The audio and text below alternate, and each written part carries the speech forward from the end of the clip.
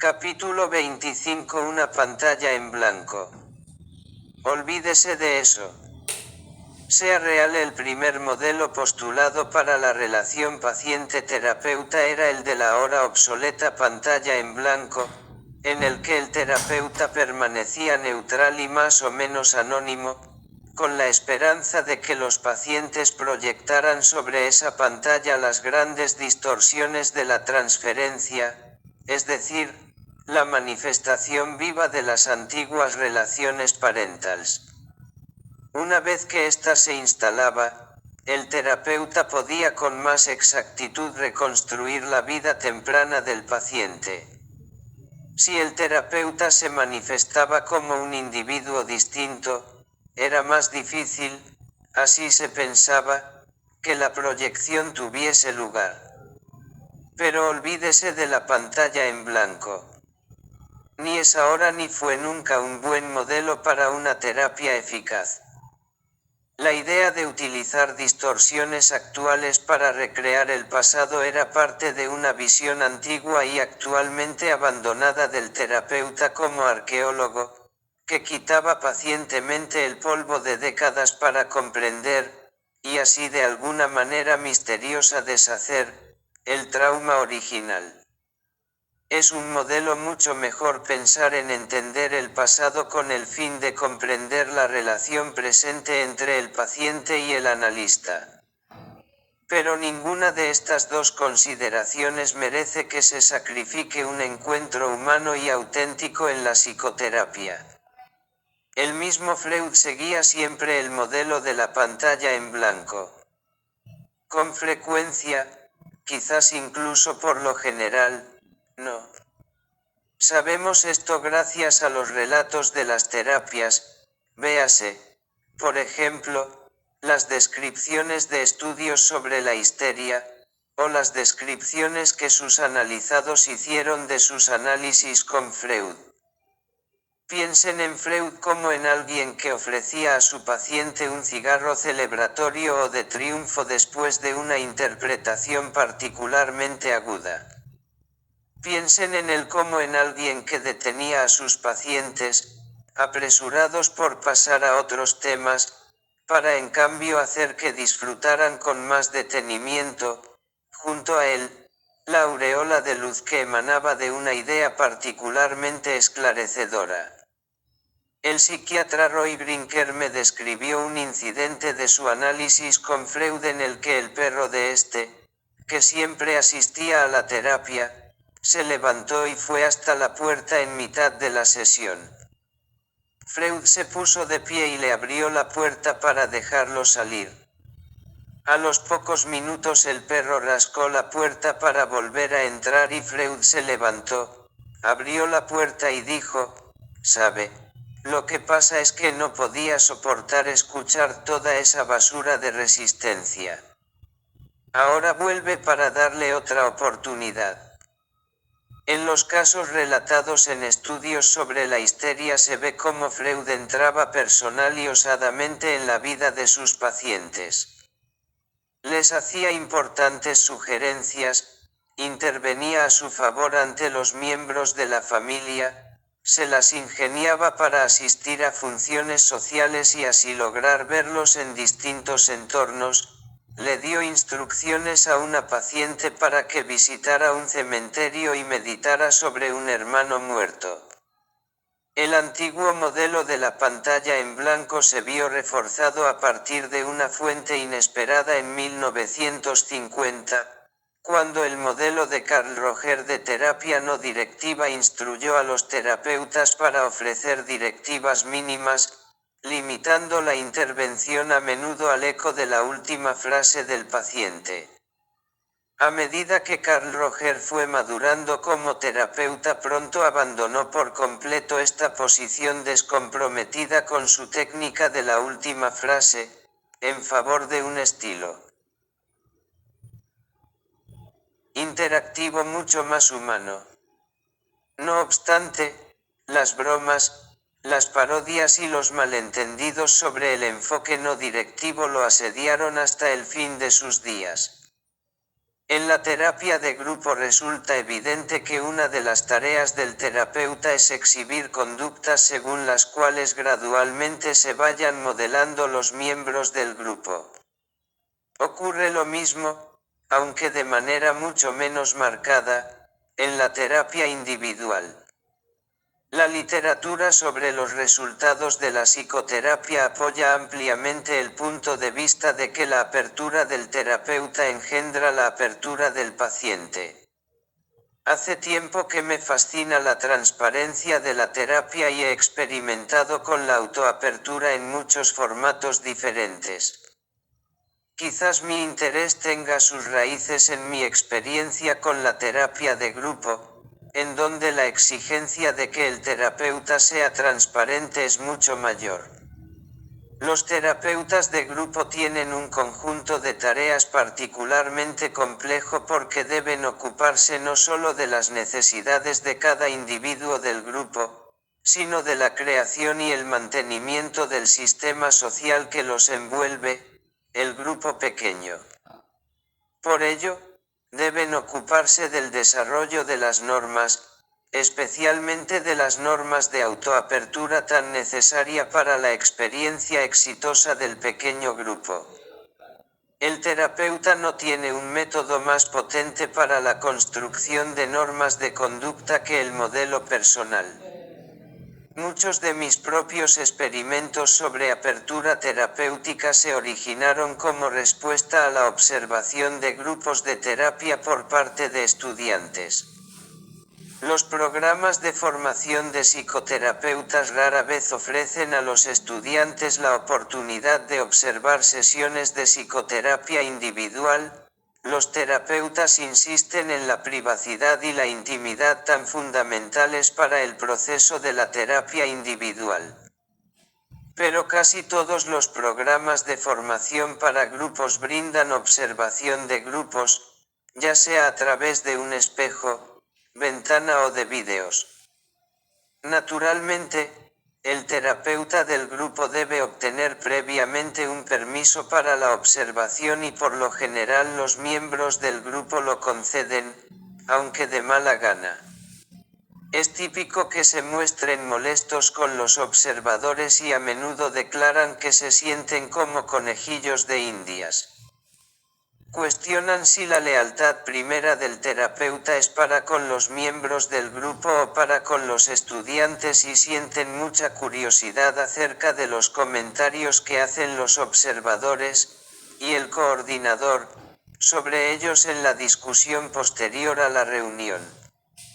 Para eliminar estas desventajas del grupo de observación, pedí a los miembros del grupo y a los estudiantes que intercambiaran salas después de cada reunión, que los miembros del grupo pasaran a la sala de observación desde donde podrían observar a los estudiantes y a mí discutir sobre el grupo.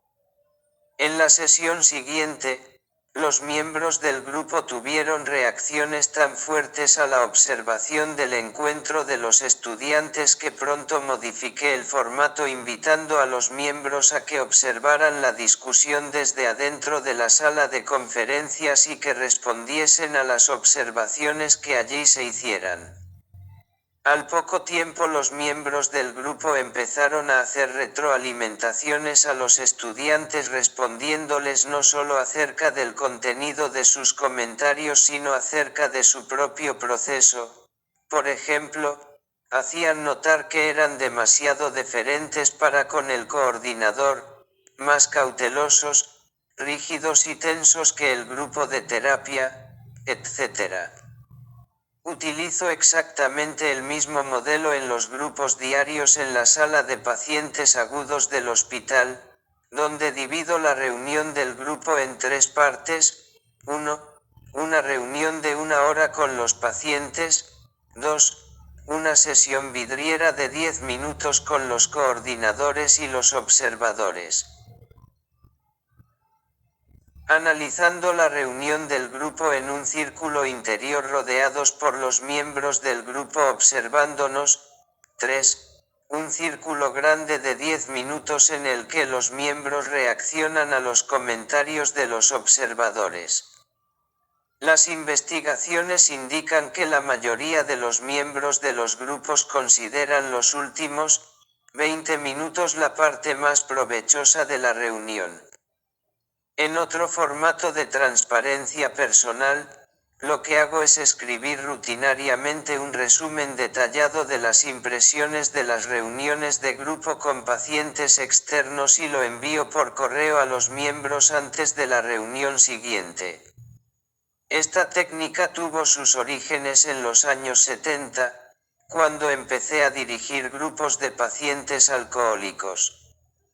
En esa época la terapia de grupo dinámica para pacientes alcohólicos tenía mala reputación y la mayoría de los consejeros sobre alcoholismo habían decidido que lo mejor de todo era dejar el tratamiento de grupos alcohólicos a Alcohólicos Anónimos.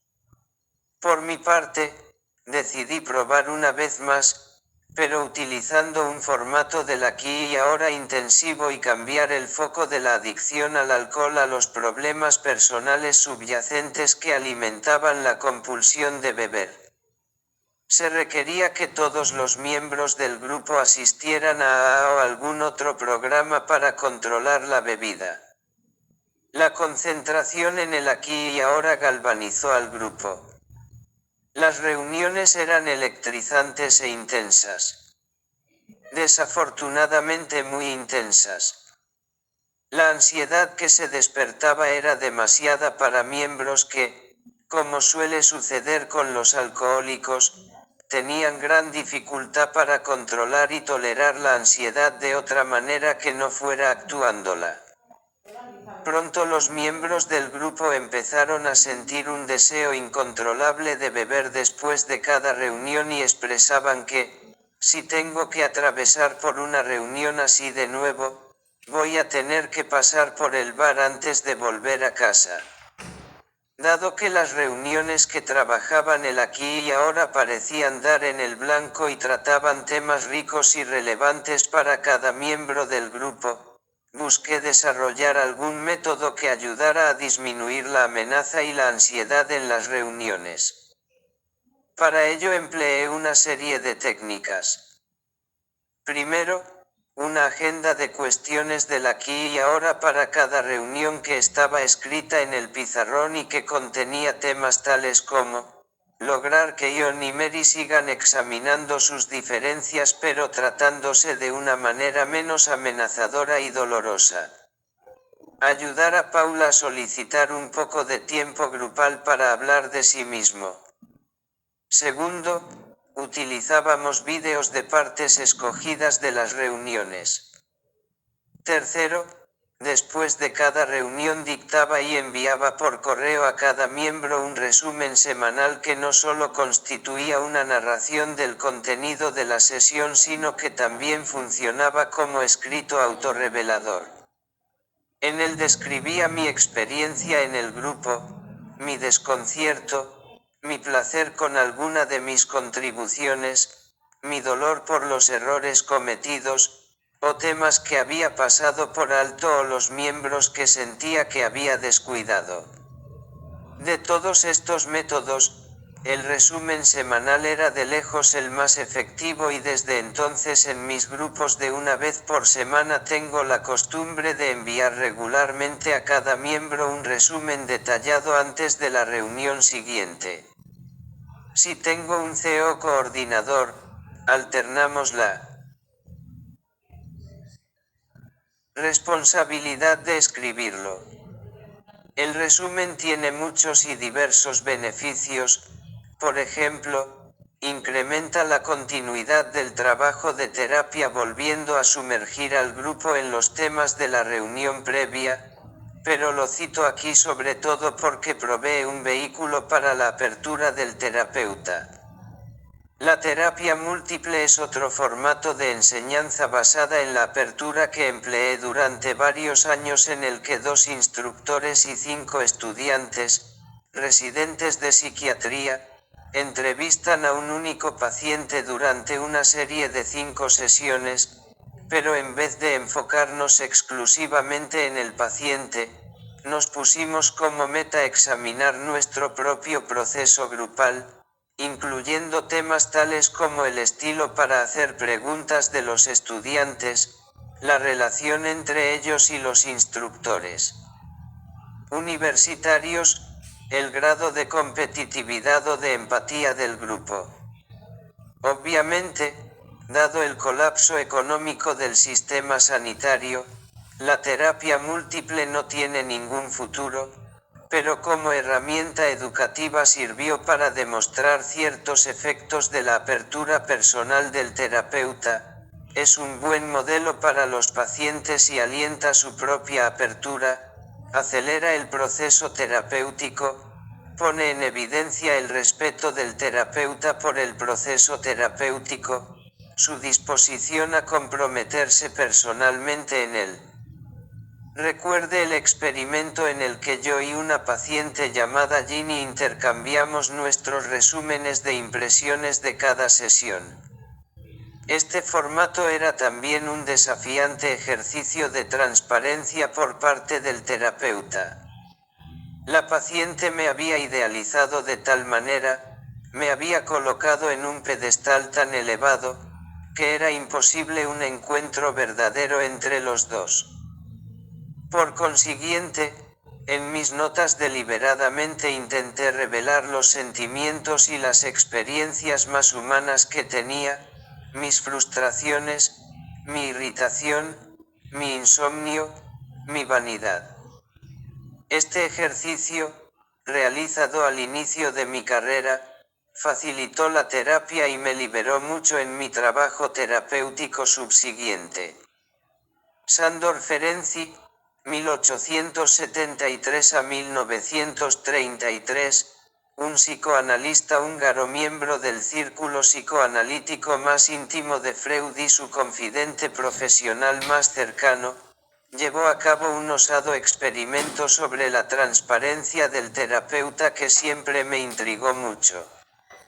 Freud, más atraído por las cuestiones especulativas acerca de la aplicación del psicoanálisis a la comprensión de la cultura, era básicamente pesimista acerca de la terapia y rara vez se entretenía con métodos que mejorasen la técnica terapéutica.